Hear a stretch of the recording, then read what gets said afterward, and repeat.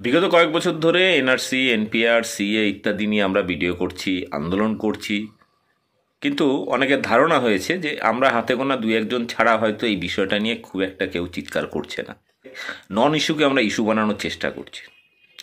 কিন্তু বিখ্যাত ইউটিউবার ধ্রুব রাঠি, আপনারা জানেন, অনেকেই চেনেন, তো তিনি গত বছর একটি ভিডিও করেছিলেন। সেই ভিডিওটা আপনাদেরকে দেখাবো, এবং এই ভিডিওটা দেখানোর মূল উদ্দেশ্য হচ্ছে এনআরসি, সিএ এবং এনপিআর নিয়ে বিজেপি সরকার, নরেন্দ্র মোদী, অমিত শাহ বা অন্যান্য নেতামন্ত্রীরা কত মিথ্যা কথা বলেছে তার একটা লম্বা লিস্ট তুলে ধরেছেন ধ্রুব রাঠি। অজস্র এরকম বক্তব্য মানুষকে কনফিউজ করা, মানুষকে বিভ্রান্ত করা, এবং এটা নিয়ে লাগাতার তার এই কালেকশন এবং তথ্য এটা আপনাদের সামনে তুলে ধরছি। সম্পূর্ণ ভিডিওটা দেখবেন এবং অবশ্যই শেয়ার করবেন। जरा एक बार सोचकर देखिए, इलेक्शन के वक्त आपने नेता लोगों को वोट डाला, इनकी सरकार बन गई। वोट डालने के बाद, सरकार बनने के बाद ये नेता लोग उल्टा आप ही के पास आते हैं और कहते हैं अब आप प्रूफ करो कि आप इस देश के सिटीजन हो, आप प्रूफ करो कि आप इस देश के नागरिक हो। यहां पर आप बोलोगे भाई ये क्या लॉजिक हुआ, जब वोट डालने से पहले तो मुझसे पूछा नहीं, तब तो वोट लेने थे ना। यहां पर वोट डालने के बाद अब मुझसे आकर प्रूफ मांग रहे हो यहां पर, तो ये लो जरा voter ID card as proof ले लो। नहीं, वोटर आईडी कार्ड प्रूफ नहीं है कि आप इस देश के सिटीजन हो। फिर आप बोलोगे तो आधार कार्ड ले लो, मेरा यहां पर फिंगरप्रिंट दिए थे मैंने आधार कार्ड के लिए। नहीं, आधार कार्ड भी प्रूफ नहीं है कि आप इस देश के सिटीजन हो। पैन कार्ड भी प्रूफ नहीं है कि आप इस देश के सिटीजन हो। पासपोर्ट भी प्रूफ नहीं है कि आप इस देश के सिटीजन हो।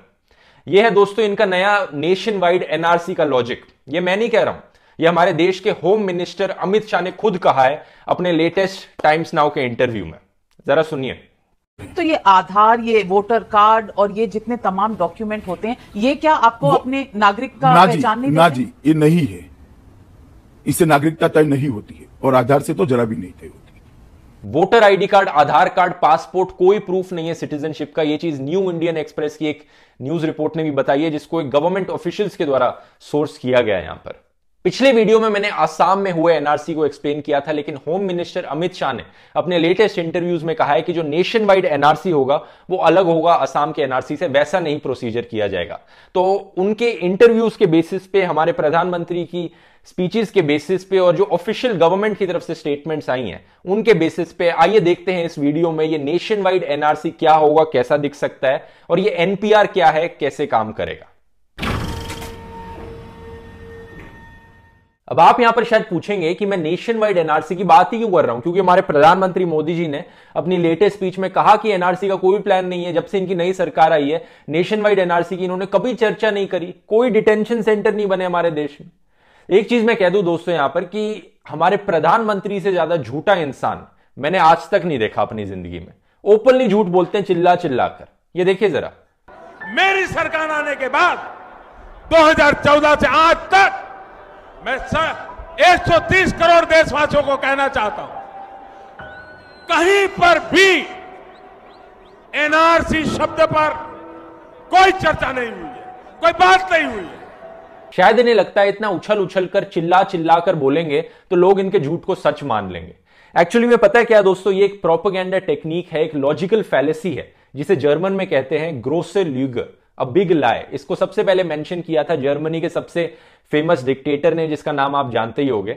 इसका मतलब यह है कि इतना बड़ा झूठ बोलो, इतना बड़ा झूठ बोलो कि सुनने वाले को लगे वहां पर कि इतना बड़ा झूठ, इतना बड़ा आदमी बोल रहा है यहां पर, इतने कॉन्फिडेंस से बोल रहा है, तो यह चीज झूठ नहीं हो सकती, यह चीज सच्ची होगी यहां पर। और इस तरह से आप लोगों को बेवकूफ बनाओ, लोगों को बहकाओ। सच्चाई यह है कि अमित शाह ने एक नहीं, दो नहीं, बल्कि 7-8 भाषणों में अपने पिछले 5 सालों में बार बार नेशन वाइड एनआरसी पर चर्चा करी है। बार बार इन्होंने कहा है कि नेशन वाइड एनआरसी आएगा आएगा आएगा।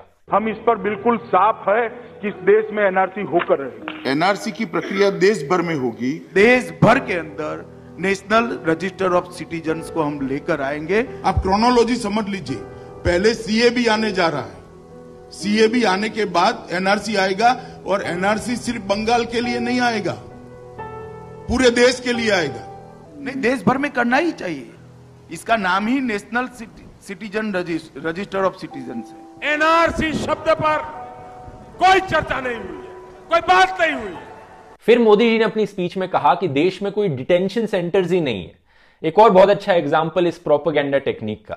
न डिटेंशन सेंटर में भेजा जा रहा है, ना हिंदुस्तान में कोई डिटेंशन सेंटर है। भाइयों बहनों, ये सफेद झूठ है, ये बद इरादे वाला खेल है, ये नापाक खेल है। डिटेंशन सेंटर अगर एक अफवाह है तो ये क्या है असम में? ये 40 करोड़ रुपए खर्च करके क्या है शॉपिंग मॉल बनाया है असम में? और कर्नाटका में क्या ये बच्चों का प्लेग्राउंड बनने जा रहा है यहां पर? है 120 किलोमीटर दूर है गुवाहाटी से, और यहाँ पे ये जो कंस्ट्रक्शन आप देख रहे हैं वो जो असम में जो डिक्लेयर फॉरेनर्स हैं उनको रखने के लिए एक्सक्लूसिवली डिटेंशन सेंटर है। इसके पहले फॉरेनर्स को जेल में रखा जाता था। तो आप कह रहे हैं कि ये डिटेंशन कैंप जो बन रहे हैं ये इस प्रोसेस का ही एक पार्ट है? नहीं, प्रशासन एडवांस में तैयारी करता है कई बार, अभी तो लीगल प्रोसेस चालू है। और एक और इंटरेस्टिंग फैक्ट मैं आपको बताऊं यहां पर दोस्तों, ये जो डिटेंशन कैंप्स में लोग हैं ये हिंदूज भी हैं, मुस्लिम्स भी हैं। ऐसे बहुत से लोग हैं जो रो रहे हैं सिटीजनशिप प्रूफ करने के लिए। आप ये वीडियो देखिए जो बीबीसी ने लिया था इन डिटेंशन कैंप्स में जाकर इन लोगों का। हमारे जैसे हाउसवाइफ को ऐसे लेके गया और जेल में डाल दिया।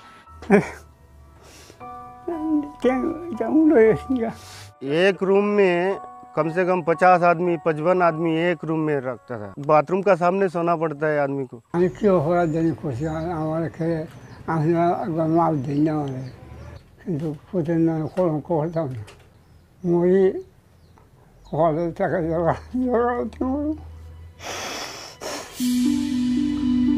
ये इंटरव्यू वाले लोग हिंदू थे। वैसे मैं आपको बता दूं, कहीं आप इस गलत फहमी में हो कि मुस्लिम्स को ये चीज ज्यादा इफेक्ट होगी, आप हिंदू होगे तो बच के निकल जाओगे। पहले मुझे भी ऐसे ही लगता था एक्चुअली। अमित शाह की पुरानी स्पीचेस को सुनकर मुझे लगता था कि मुस्लिम्स पर ये चीज ज्यादा इफेक्ट करेगी। तो जो सारे हिंदू, बुद्ध, जैन, सिख, क्रिश्चियन है उनको तो नागरिकता ही मिल जाएगी। एनआरसी का कहां सवाल है? हम सामने चलकर नागरिकता देने चाहते हैं उनको, और इसमें कोई दस्तावेज की जरूरत नहीं। लेकिन इनके लेटेस्ट इंटरव्यू सुनने के बाद ये लगता है कि चाहे आप हिंदू हो, चाहे मुस्लिम हो, क्रिश्चियन हो, ये सबको इफेक्ट करेगा ये एनआरसी। पहले मैं स्पष्टता कर दूं, एनआरसी में कोई धर्म के आधार पर कोई कार्यवाही नहीं होनी। जो कोई भी एनआरसी के तहत इस देश का सिटीजन नहीं पाया जाएगा, सबको निकाला जाएगा। एक बात तो इसमें सिर्फ मुसलमानों के लिए एनआरसी है ये कहने की बात मेरे हिसाब से गलत होगी। और रियलिटी पता है क्या दोस्तों? रियलिटी ये है कि जब अगर ऐसी कोई स्कीम कराई जाएगी हमारे देश में तो सबसे ज्यादा नुकसान इसमें आम आदमी का होगा, गरीब लोगों का होगा। जरा ये सोचकर देखिए कितने लोगों के पास खुद के बर्थ सर्टिफिकेट है यहां पर, अपने पेरेंट्स के, अपने ग्रैंड पेरेंट्स के छोड़ दीजिए, कितने गरीब लोगों के पास यहां पर आपके खुद के बर्थ सर्टिफिकेट्स होंगे। अब कितने ऐसे लोग होंगे जिनके फ्लड्स में घर बह गए होंगे, कहां उनके पास कोई डॉक्यूमेंट्स मिलेंगे किसी भी चीज के। अब बात यह है कि जिन लोगों के पास पैसा है वो तो अपनी कोई ना कोई सेटिंग करा लेंगे, वो अपने फर्जी बर्थ सर्टिफिकेट बनवा लेंगे या कुछ करा लेंगे, लेकिन गरीब लोगों को यहां पर सबसे ज्यादा प्रॉब्लम होगी। अगर आपको याद हो तो कुछ ऐसी ही चीज नोटबंदी के वक्त हुई थी, डीमोनेटाइजेशन के वक्त हुई थी। इन्होंने कहा था डीमोनेटाइजेशन की वजह से जिन लोगों के पास काला धन होगा उन सबको बहुत बड़ा नुकसान सहना पड़ेगा। लेकिन रियलिटी में हुआ क्या था? जिन लोगों के पास पैसा था उन्होंने अपने कमीशन देकर अपने ब्लैक मनी को व्हाइट में कन्वर्ट करा लिया। एक नया धंधा खड़ा हो गया था, मतलब आओ काला धन यहां पर दो, हम कुछ परसेंटेज इसका रख लेंगे और आपका ब्लैक मनी व्हाइट में कन्वर्ट करा देंगे। और यही चीज हुई। तभी रियलिटी में आपने देखा होगा कि बाद में सारा पैसा बैंकों में वापस आ गया था नोटबंदी के बाद। तो नुकसान किसको हुआ? यहां पर सबसे ज्यादा नुकसान हुआ आम आदमी को, गरीब लोगों को, जिनको हफ्तों भर लाइनों में खड़े होना पड़ा, जॉब लॉसेस हुए, उनके धंधे बंद हो गए, एक्चुअल में जो असली बिजनेसेस चल रहे थे वो बंद हो गए, जीडीपी नीचे गिर गया। यहां पर इकोनॉमी को इतना बड़ा नुकसान हुआ, लाखों करोड़ रुपए का।